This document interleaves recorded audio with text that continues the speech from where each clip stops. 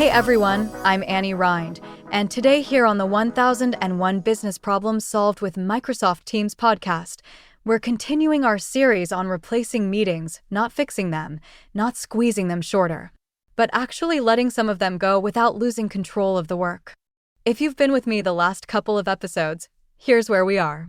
In episode 1, we named something most leaders have felt for a long time. Meetings were never really the goal. The real goal was synchronization, having a shared understanding of what changed, what's moving, and what needs attention. In episode 2, we showed that replacing those meetings is possible.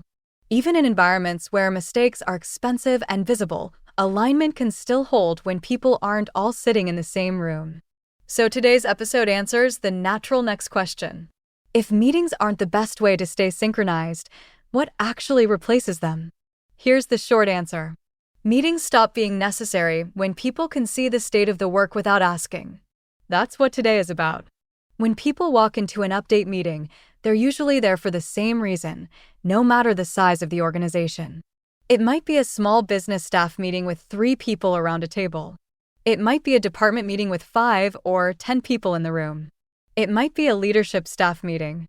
Or it might be a major outage or maintenance shutdown with 30 or 40 people involved. Leaders are trying to get their bearings. They want to know what got done since the last time they looked, what's underway now, where friction is starting to show up, and what decisions may be coming their direction. At the same time, the people who aren't leaders are doing something just as important. Engineers, planners, supervisors, and individual contributors are listening so they can understand what's happening around their work. They're trying to see what changed upstream, what's happening downstream, and whether something outside their lane is about to affect the piece of work they're responsible for today. That's how everyone gets on the same page. When that shared picture is visible in a place people can check without interrupting the work itself, alignment settles in quietly across the entire group. Leaders stay oriented, and contributors understand how their work fits into the broader effort. When that picture only exists inside meetings become the main way anyone stays connected to the whole. This is where structure starts to matter. Now, let me give you an analogy that paints this picture plainly. For a long time out west, cattle were raised free range. Big open land, no fences, and the only way to know where the herd was meant putting cowboys in the saddle and riding all day. There was nothing wrong with the cattle and nothing wrong with the cowboys. That was simply the only way to understand the state of things. Over time, folks learned something simpler. When you put fences and gates in the right places, you don't need riders roaming the land from sunup to sundown just to know where everything stands. You can look out the window and get oriented pretty quickly. You still pay attention. You still walk the property. You just don't spend your whole day finding out where things are. Most organizations still operate like free-range cattle. Work is happening. People are doing their jobs. But the only way to understand the overall picture is to ride herd through meetings, messages, and side conversations. Structuring information where the work lives is the equivalent of putting fences and gates in place. The work doesn't stop moving. People don't stop thinking or collaborating. Leaders and contributors simply stop chasing context.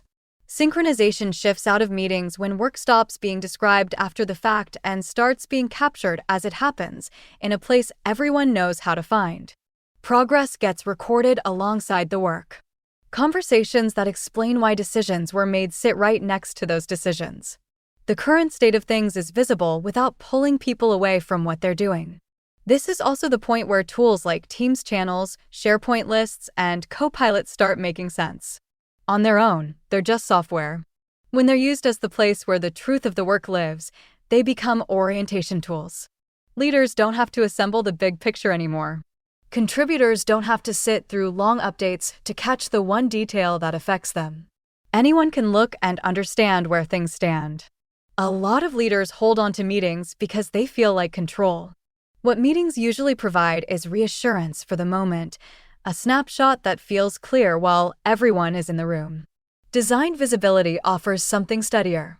When the state of the work lives in a predictable place and updates as things change, awareness doesn't expire when the meeting ends. Leaders stay grounded, and the organization moves with fewer surprises. Back in the first episode, we said the meeting was never the goal. Orientation was. This episode adds the missing piece. Orientation holds together when visibility has been intentionally built into how work is captured. In the next episode, we'll shift from how this works to what it feels like once it's in place. We'll talk about life after meetings, the time you get back, the focus that returns, and what changes when updates are available on your schedule instead of everyone else's. For now, here's the idea I want you to carry with you. Meetings grew because visibility was left to chance. When work has a clear place to live, meetings naturally step aside. This is Annie, signing off, and I'll see you next Monday when we'll talk about life after meetings.